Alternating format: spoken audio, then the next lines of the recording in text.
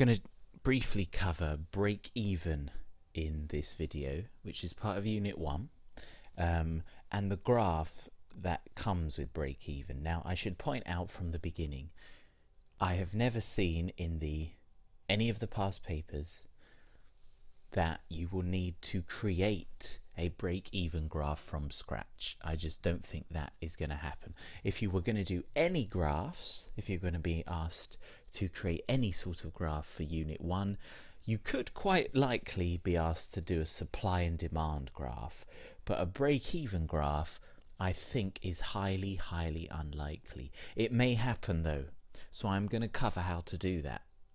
But what you may be asked to do is they may already have a break-even graph and you have to discuss the lines or what it shows, or alternatively there may not be any sort of graph at all and you might simply be asked to calculate or discuss break-even.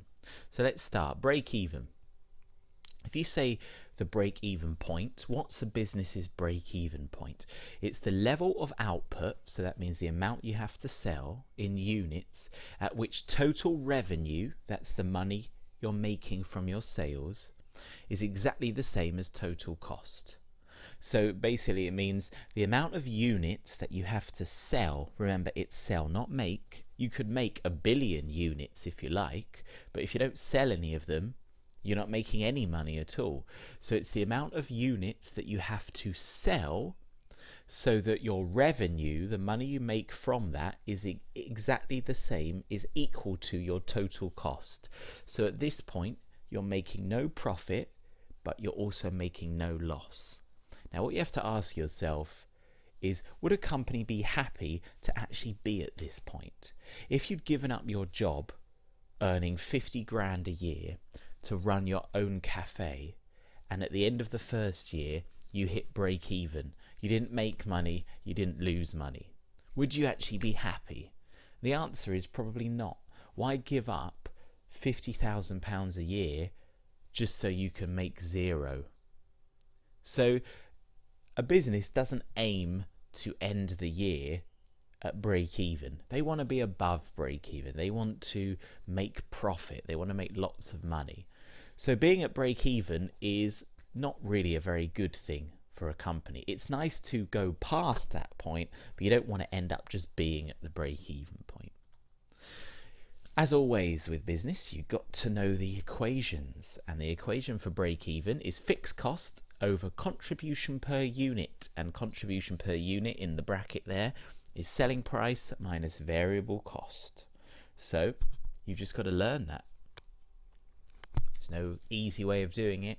It's fixed cost over contribution per unit, and contribution per unit is selling price minus variable cost. Now, this is the graphical version of break even. I'm going to point a few things out here. So break even usually has 3 lines to it. There's 3 lines you need to know.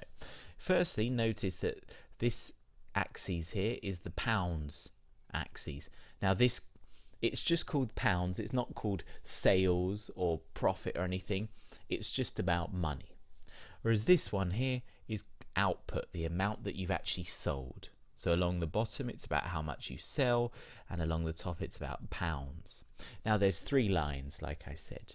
The first one is the most easy one to remember, the easiest to use proper grammatical English. The first one is your fixed cost line.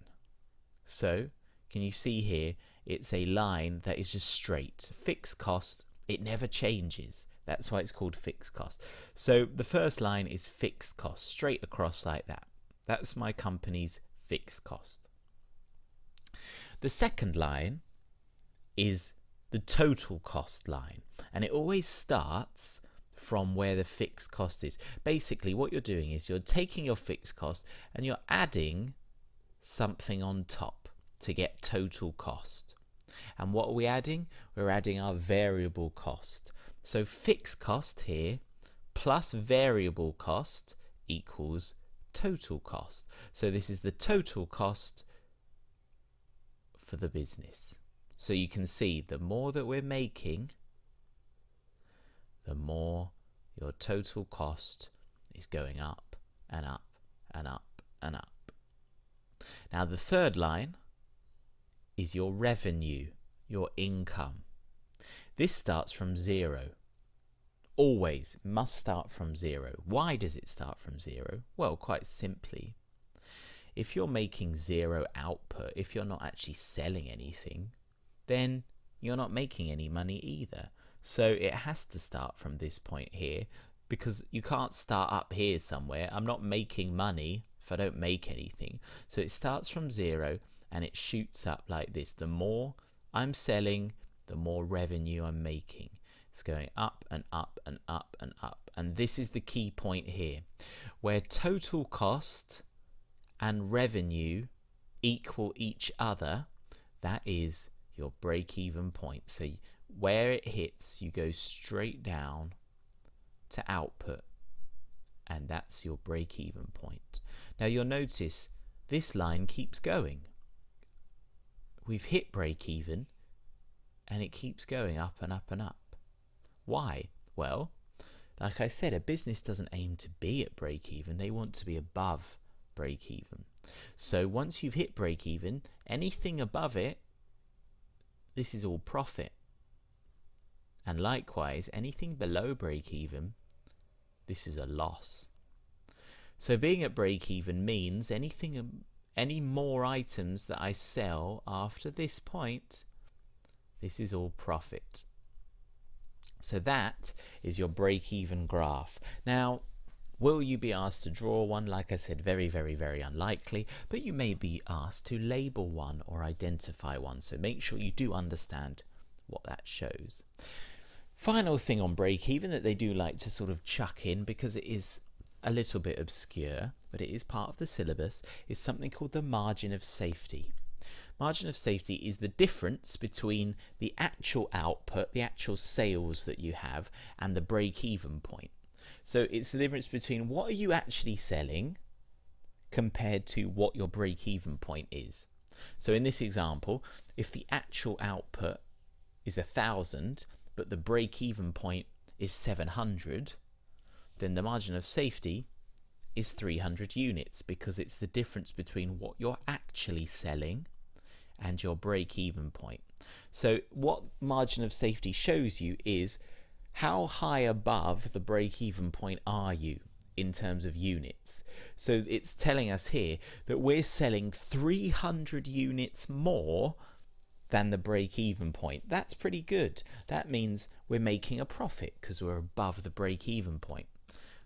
If we apply that to the graph, what we're saying is anything above here, so any point above here, this is our margin of safety. And the more we sell, the bigger our margin of safety gets. So here is a massive margin of safety, and here is a very small margin of safety. Why is that important? Well, I suppose for a business, if you knew your margin of safety was 300 units at the moment, if your sales started to fall, it's showing you how low can my sales fall before I start really worrying and I make a loss. If your margin of safety was only 10 units and then it started to fall, you would start to get very worried. So margin of safety kind of shows you what's your safety net, what's your cushion that you can drop down to. Now, in terms of break even, is it useful? Because I've seen these questions. How useful is break even to a business? And it's useful for a number of reasons. One, it helps a business to decide if their plan is worthwhile or not. I should point out that you do break even before you start your business or before you start selling a new product. So it's not something you do halfway through the year. You do it before you're going to start your product, before you launch it. So if I did break even and it showed me that for the new product that I'm going to sell, my break even point is 500.